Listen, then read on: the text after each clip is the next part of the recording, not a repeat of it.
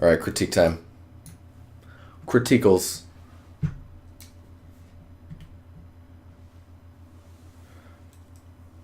Brigels, go ahead and post something, and I'll make sure that yours is in there. Usually, I would cut it at this point, but because I just like gave no warning. Yeah, post it in the Discord in the art-related channel. Okay, so let's get right into it. We've got dev. The bottom is round, top square, soft in the corner, whereas before. And it looked like you had some other... Yeah, uranium giving you some good comments on it. It's mainly shapes. Dude, my brain's like, oh, critique time. It's mainly shapes. So like he was saying, this curve here and this, you see how it does this? Yours ends here. It needs to go just a little bit further. There's a few other things like this round part. I think this piece here you've done. There's supposed to be a round piece there. And then these little divot things, don't even worry about that. They're see you're trying to like sculpt it in there or something. Totally just make like a...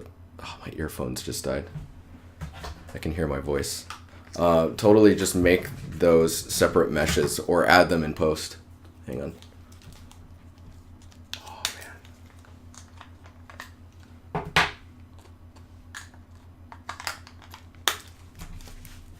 Done deal. Okay.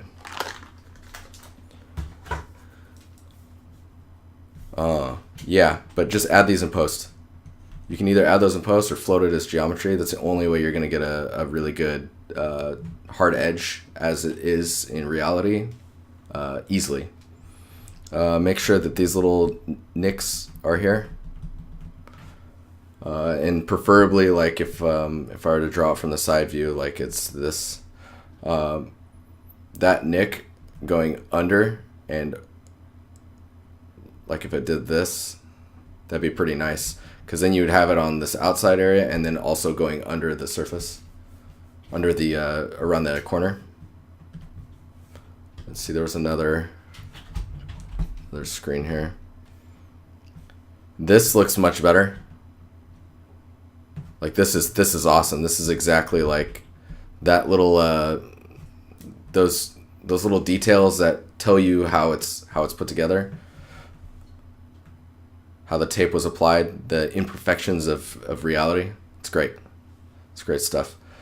These holes, I would totally take a cylinder and just cut those out using booleans, because it looks like you modeled them in and you're getting some pulling on the normals where it's curving. Just make your cylinder, this cylinder, and then make a ring of cylinders that go into it. Duplicate it, move that forward. So like this is the cylinders, right? Like this. Look at this sick drawing skills. Duplicate it, move it that way, and then rotate that group just slightly, and you'll get that offset that you're looking for. And then just do a Boolean cut. You can do that in ZBrush as well if you want. That's how all the guns were made in the Division in ZBrush. Crazy guys. This tape right here looks like you haven't touched it yet. Like it's initial pass.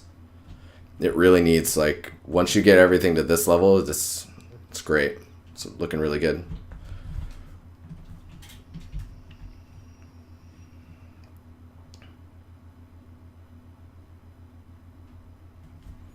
All right, I'm gonna grab your guys' stuff really fast.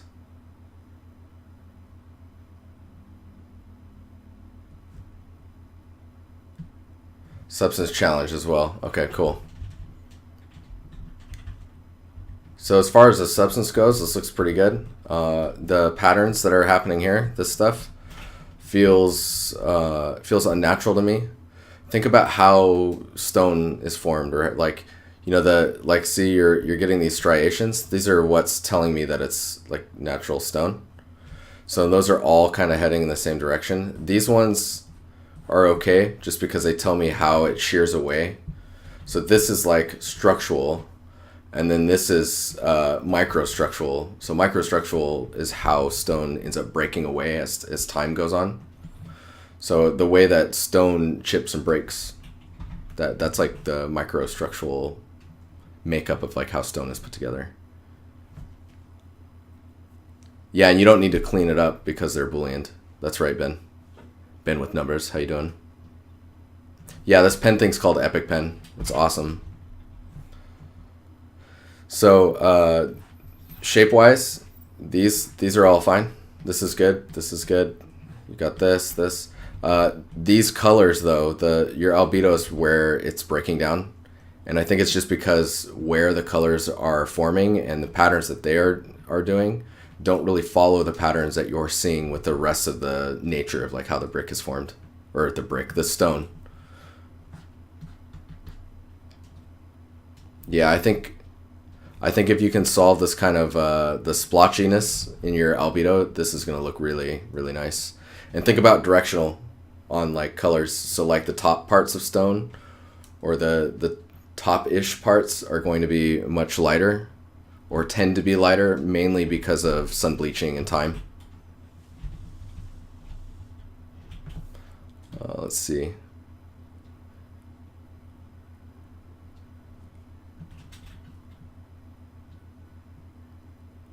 Is there a good alternative to the bend modifier moto? Not really. What's up, Mont? How you doing? Okay, let's continue onward. So this is let me see who posted this. So this is Simp, a bit confusing. But I'm a bit confused if I damage the bricks too much. So is this in Substance? I don't think they're necessarily damaged too much. I think that the spaces inside of the bricks is pretty narrow. And I guess it would be okay that they're, or not narrow, they're pretty wide, I mean. Wrong answer, Den. I'm sure there's an alternative, but we're in critique mode right now. I will look into an alternative if Bob doesn't answer it first. So the spacing inside of these is pretty good. As long as there's a reason it's so wide. Maybe this stuff needs to be thicker. As far as like coming out, bulging. Like if this is your brick and this is another brick and there's all this space that this rounds or maybe it even comes out. Like you get this kind of overlapping of your grout on the inside. It just needs more information in here if you're going to have that much space. No problem, Bri. Bri guy. I don't think these are too damaged, though. They're a little evenly spaced. I think that might be okay as well. Honestly, I think it just needs that pass of the detail in the grout. Looks pretty cool, though. It's missing the other elements. The bricks, though, look pretty good. I would say the damage that we're looking at here is indicative of the amount of damage that you would see on like old like castle stone walls. Oh right, this is another angle of the see. I think you're getting some this curling that's happening. And I think if you do a Boolean cut, you're going to be in definitely a better place as far as like the look of the mesh. Yeah. What's up, Simp? I see you humming. This is great. You don't feel in control in ZBrush? That just means you need more practice in it. Yeah, you can dynamesh those holes in ZBrush. We've got some Some bark action going on. Oh, that's some nice ref, Bry. For anyone that's looking at the Discord and the art related, Bry has posted some reference for the stone that he had made. Hostile, we'll get to your book as well. I did talk about it at one point. Especially after, I think after it was done as well.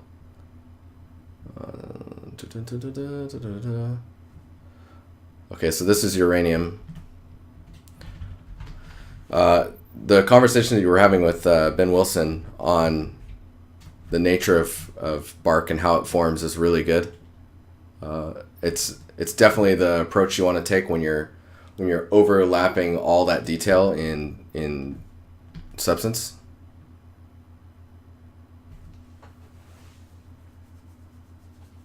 All right, Hostile. That's cool, man.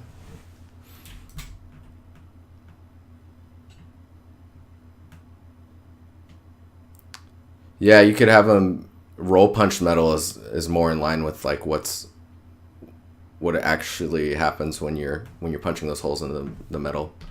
So where this is breaking currently is you have smoother areas where it hasn't, like, you haven't layered the detail yet. Where the bark ends is it's very straight, like thick tape, and then those slices are more like this, right? If that makes sense. So like where they end, it's like that. From, if I were to look at it coming towards me, it's like this, maybe a little bit of bevel on the end. Make sure that you have a peak point and then a down point. So instead of being like this, you do more like that. And then because you're layering them so much on top of each other, just have this go out like that. And then you can just stack them up as much as you want.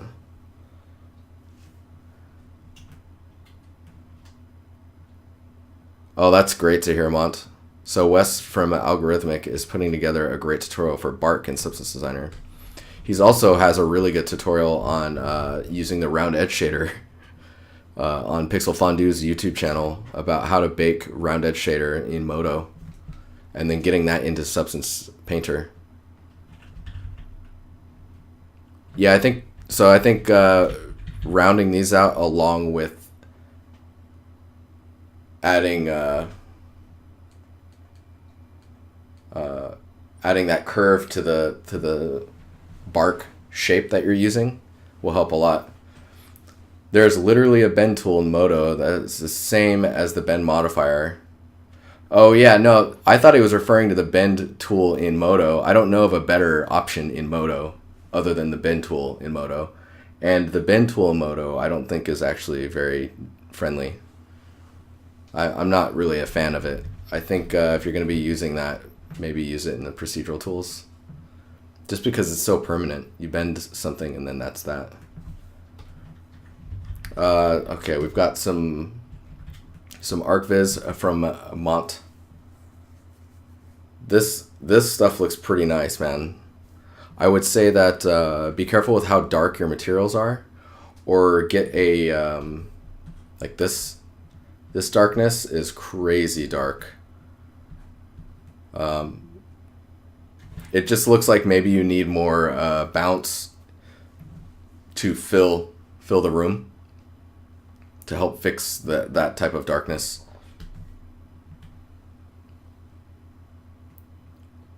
Overall, though, this looks pretty cool. I'm curious, like, so these lights aren't too weird. I can kind of make sense out of what they are. This one, though, I want to see, like, I would expect that to be more of like a light that's inside behind all the cabinets, like further back, and then that light bleeding out across the ceiling. This is like underlighting.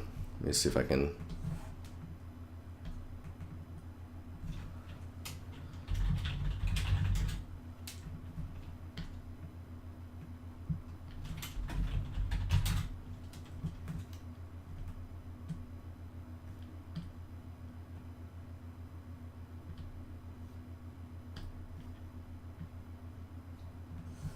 This is a really tiny example, but basically, like, that gradient that you're seeing.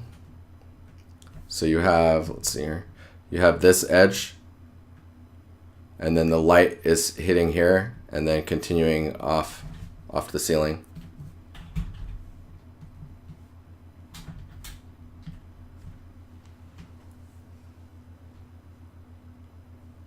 Yeah, this is Unreal 4. I can feel the niceness. Maybe turning up your samples. I don't know what that is, but there's in your bake you're getting some splotching around the edge here. Are you doing bake lighting, or are you going straight real time? The other thing is you might need to place a probe somewhere to get the reflections to be more accurate, with like this being here. I don't know if that's even, that might be asking too much for Unreal right now.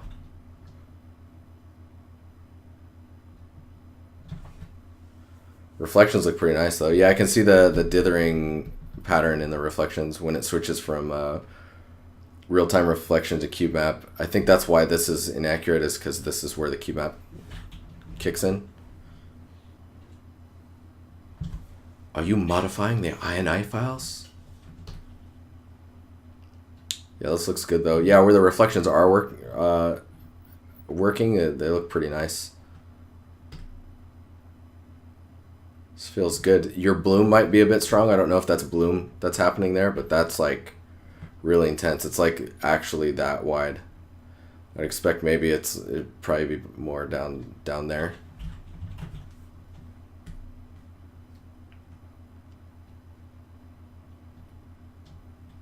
Feels good though. This leather material feels like it might be tiling a little too little. And these are these like brackets that are connecting the pieces. Right now it feels like they're not affecting the leather at all. Maybe having like 2 screws and then like a bend in the normal or mesh to show a press into the leather will help connect these pieces together, because like that feels like it's floating.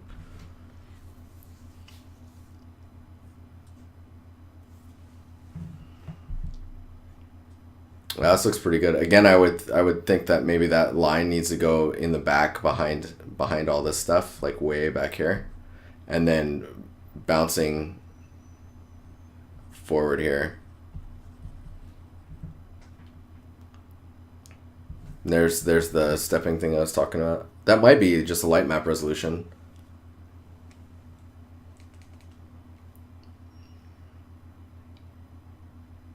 You composited the leather texture. That might be why it's separating like that.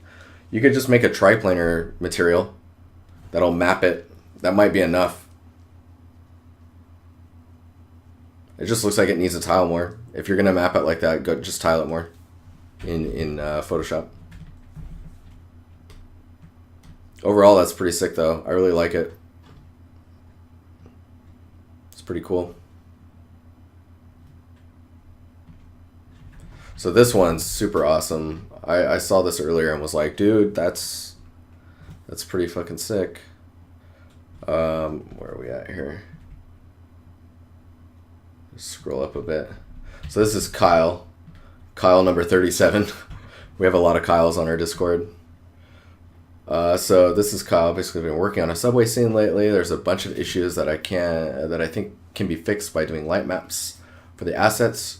Currently there isn't any. Also working on fixing the aliasing on the stair trims. The floor texture is placeholder as well. Let me know what I can improve / fix. Once everything is fixed, I'll be up to going in decals, vertex paint, pass to break things up. Also, how expensive is the spline mesh tool? I'm thinking of using it for wires that run across the spline mesh tool can be pretty expensive. But don't even worry about it. Just do what you think. If you're going for speed, just model it. If you're not going for speed, learn the spline tool. Just put the wires up if you want through the spline tool. Connecting the wires run along a roof and connect to lights, security cameras, and power box thingies. Anyways, that's his scene. This is his reference. It's pretty crazy. So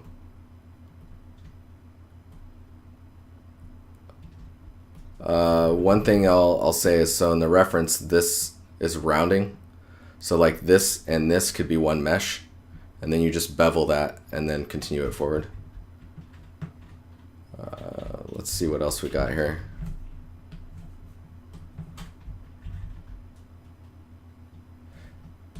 Be careful with these lines being so dark. I know that they're it's like that in the actual thing, in the actual reference that you're using, but because it's so dark and contrasting in 3D, you're going to see like you get that laser line, the hard edge, that sharp stuff you got to be careful with. The amount that this is sticking out needs to be more like sticking out maybe about that far, about half of it. It's pretty close to the wall. Tiles on the wall look pretty good. I'd be curious about, actually, let me see here. I would try and hide this line here. I'm guessing that's like a seam in the tiling. The roughness on the tiles looks pretty good. It looks similar to what I'm seeing here. When you get to this material here, make sure to get the roughness correct, because you're seeing a lot of blue light reflecting in the material, and that's going to be everything when it comes to selling the surface of that. That aliasing that you're seeing on the steps, you can probably fix that just by beveling that edge. The end ceiling shadow looks weird.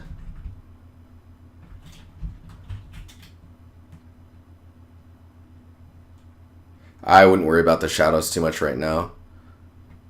But yeah, just keep an eye on them, I guess.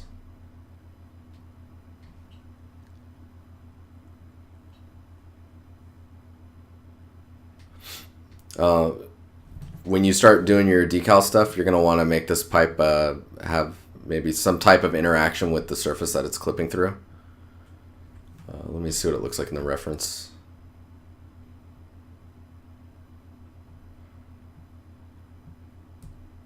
Right now that pipe, I think, feels weird because it doesn't feel like it's in the scene as much as it is in this one.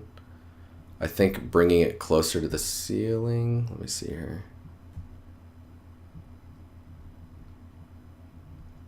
I think it actually needs to go more this way. Like it needs to be going through here. And then you take this light and move it to here. And then I think you'll be good. Because spatially it just doesn't feel like it's supposed to be right there. And I think the more it goes off to the side, the darker it's going to be, because then the light's not directly hitting it. And that will help, that'll help you get closer to what you're seeing here. And also be very careful with the color white. This probably needs to be a little bit darker. Same with this. Albedo ranges get kind of weird with PBR. Like you can't be full white and you can't be full black. You have to like basically trim off like 0.1, 0.2% on the sides. What is it? You basically want to do this when it comes to albedo. Like your brightest brights and your darkest darks.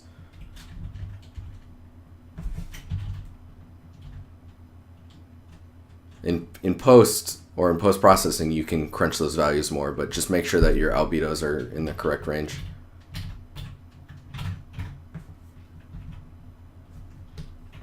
Bumby knows the value. How dark should you get ever? How dark and how bright? You should never go above a how much.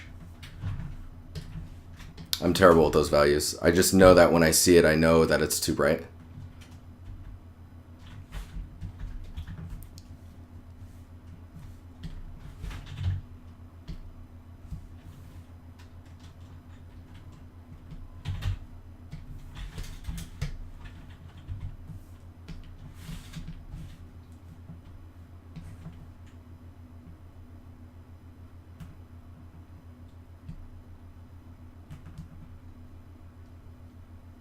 Yeah, I don't have the value in my head either. It kills me. Turn off streaming for your textures. Yeah, that'll help a bit. For sure.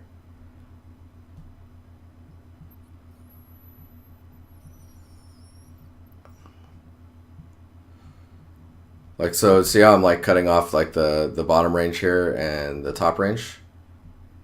Somewhere in there, like to 245, like I need to find out the actual values. It bugs me that I don't know that. It's just like my eyes have been trained to see it now. I just know when I look at something if it's too bright or too dark.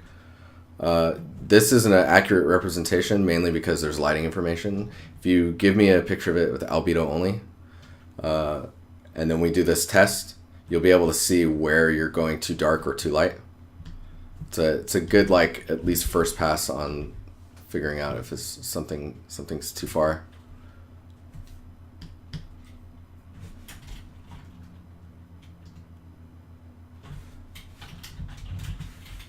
Okay, in between.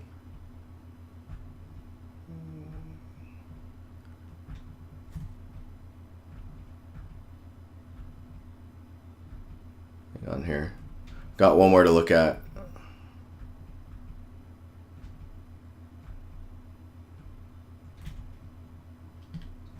I didn't know that this is yours?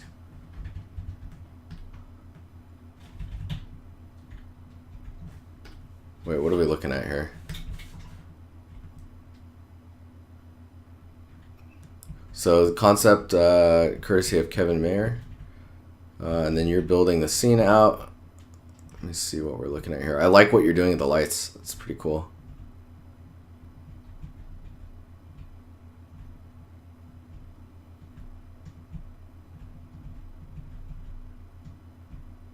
Okay, let's look at just this view and see.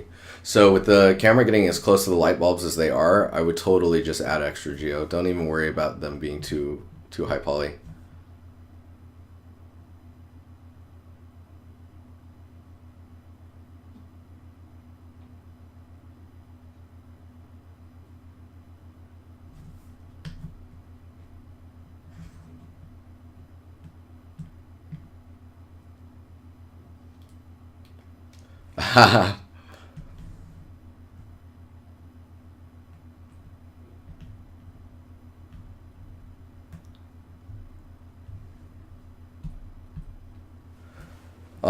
Let's see. Ben, is it Gummer? I always say names wrong. I won't have time to look at your gun. So this wall looks really good. This wall here.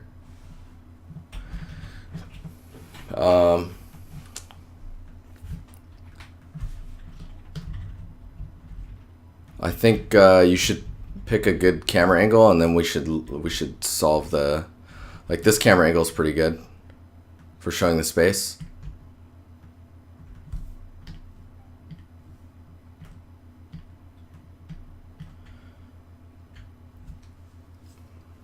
This is cool too. I didn't even realize there's an upstairs. I think doing something on the ground will be nice, maybe carpets or something. I like the pattern on the tables. You need some shadows up here for sure, because like right now everything feels like it's floating. The tiling on the ground feels a little, like the spaces between the wood panels is very wide. I would expect those to be much thinner.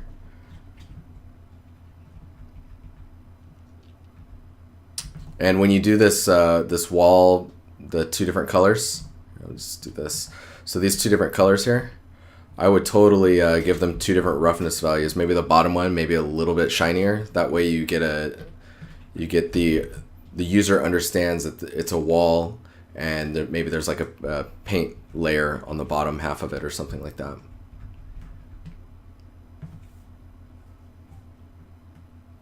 Scale of all of your props and stuff is feeling pretty nice. It's actually really good.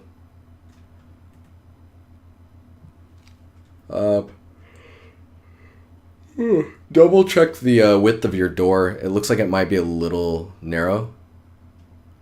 And then for the glass up here, oh man, this is gonna bug me. Hang on.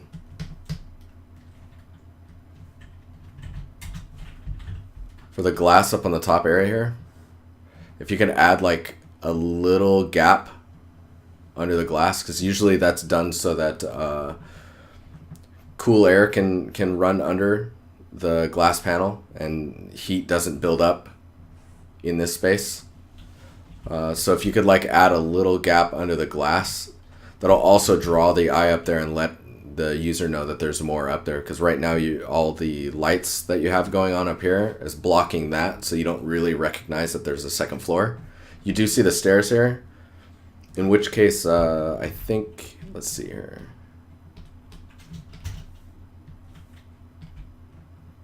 Let me see the spacing on the second floor. Where you at? Where you at? Where you at? You could afford to move the stairs back possibly a little bit more. That way it frames the stairs a little better. Like maybe if the stairs started here and then you went up, or like if the stairs start where they're at, maybe putting like a little table here with a lamp. Lamp doesn't need to be on, just like something, maybe a chair to the side of the table. It's like a little side table.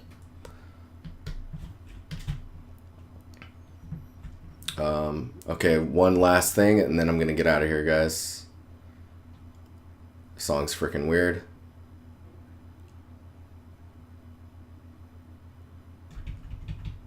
Alright, I'll look at this one image. So this looks pretty nice. Detail wise, these are pretty, I'm gonna need to look at some reference to know for sure. But I feel like all of your the little bevels and details and the lines and stuff are very, very tight, which is hard when you start to bake that information down. These are really nice. I really like these. And I like how they transition to wider bevels. I would just widen these bevels and exaggerate these a little bit. Exaggerate that, exaggerate this one.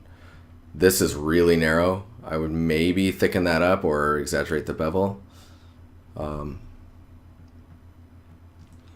Maybe widen the bevel on this as well. Everything is super, super tight, which is kind of hard to bake. Like you bevel that, bevel this. This needs a bevel. This is too sharp, needs a bevel. Bevel that. You want light to wrap around the meshes, just because it's going to sell the geometry more than if it was sharp as it is in real life. And then double check that this side here is okay being like that sharp right there. That might need to be a little bit wider. And this doesn't, right now, this doesn't feel perfectly round for some reason. I don't know why. It's like the space here versus space here. It actually feels like it's more oval. That might just be an illusion though. Anywho. Alright guys. Bevels for days. Yeah, this is looking cool though. Looking good. Next time you post an update, post it with the some reference. Maybe we'll be able to pick up on some other stuff. Sound good, guys? Sounds good? Alright, well, people that are new to the stream, welcome. Thanks for hanging out. I look forward to seeing you again on Tuesday. And, yeah. Man, this music, I don't know, man. Where's that one song?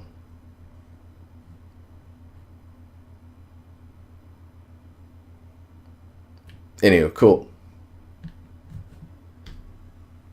Awesome stream, top quality. Awesome fans. You guys are awesome. Sweet pump. Alright guys, I'll check you later.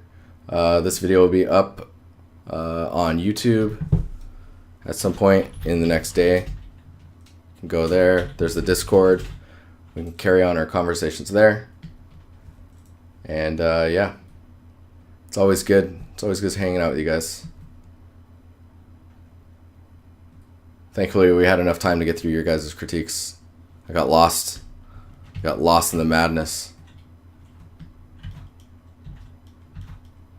Need to solve these holes.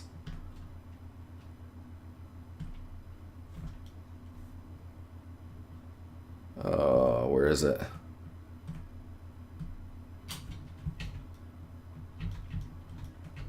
All right, nerds. Nerd to nerd. Have a good weekend, everyone. And I'll see you guys later. Goodbye.